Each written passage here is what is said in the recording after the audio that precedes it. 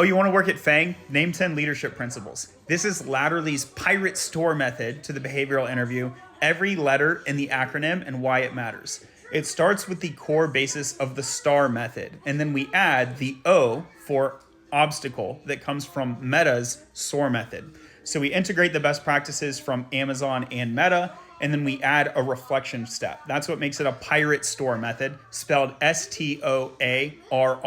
The pirate aspect, just emphasizing the fact that there's multiple R's. If I call it the store method, people forget the second R, and it's actually really, really important. So why do we care about situation? You want to give the interviewer a baseline of where we are and anchor it to the resume. So I like to introduce the situation as the year, the company, and the team. And so this will allow them to calibrate to the resume, and that will prime them for follow-up questions and just to follow along with the story. This also allows the interviewer to poll for recency. So they want to know, when did this happen? Because they want to get a sense that I have recent accomplishments, as opposed to all my stories are old from the beginning of my career. You can take some old stories. I like to have a 2-to-1 bias in favor of recency. That way we can portray a growth story. Yes, I did cool stuff back then, but I'm doing even more cool stuff now. So that's one of the reasons that the situation is relevant, and it will give them domain. They'll be able to pick up on cues like the industry and the domain, which are some relevant cues to the interviewer. Now let's talk about the task. Here, you're going to mainly distinguish yourself by level, by whether you self-started and found a problem to solve or whether someone gave you a task. At the early career level, it's fine to work on tasks that are given to you. Later in your career, you're going to want to signal that you came up with the idea to do X, Y, or Z. So you came up with a task, you proposed a task. Then you want to go to the obstacle. This is where your storytelling kicks in. Drive the point home that what you ran into and resolved was emotionally painful, why it was really challenging, and why you were the best person to work on this. Now you can go into your action. Don't be too hasty to go into the action without drilling in the emotional point of how it was challenging.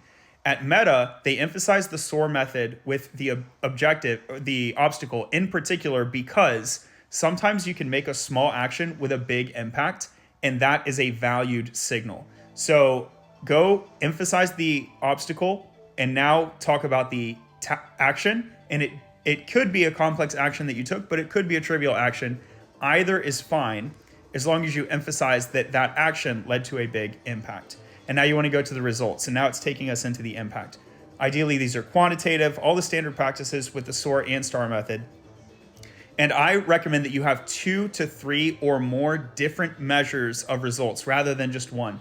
By having different success measures, you do the following 2 things. First, you signal to the interviewer that you had a robust impact. You're not just hacking impact. You can look at the same thing that you did from multiple ways, and it's clear from multiple lines of evidence that this was a generally impactful thing. And second, you can breadcrumb the interviewer. And you can tell them something like, here's 1 or 2 results. There were even more results. Feel free to ask about them in the follow-up.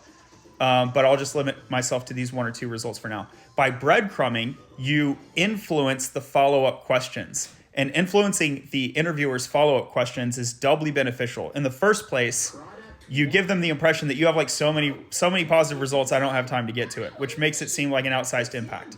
And second of all, you mitigate the risk that they're going to have an unanticipated follow-up question by controlling the follow-up question and then being ready to show even more positive, beneficial results when they do follow up on that breadcrumb. So breadcrumbing in the results stage is a pro tip. And then the final is reflection. So let's say reflection, 2 things are important here. First, explicitly reiterate. I like this story because I think it shows and name a signal that the interviewer is looking for.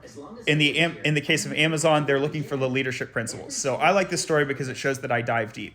Or I like this story because it shows that I can collaborate with cross-functional partners, or I have experience with stakeholder management, or I can lead and influence teams. Whatever it is that you think this story is signaling from a qualitative behavioral, a non-quantitative perspective. Explicitly state it to finish up your story. Sometimes they'll listen to your story and they'll read, okay, he's good at signal A or B, and they'll just miss the fact that it's an emphasis for C. And if you call it out explicitly, they'll go, oh yeah, on second thought, it does cover that. So explicitly state your signals. Amazon has these in the leadership principles, but every company has these. So be sure to research your particular position in company, try to understand their cultural values, their engineering values, and in addition to the company specific ones, there are generic ones. So the formation.dev team has these valued engineering traits, VETs, and these are just an abstraction over this kind of thing.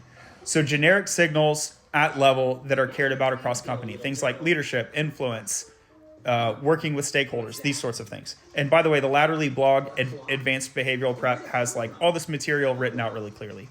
The second part of the reflection step, besides explicitly declaring signals, is the ability to further signal based on additional growth since that project took place. So you can say, that was the result of what happened. From where I am today, I might have changed these two things and gotten an even better result. And this allows you to supercharge your signaling.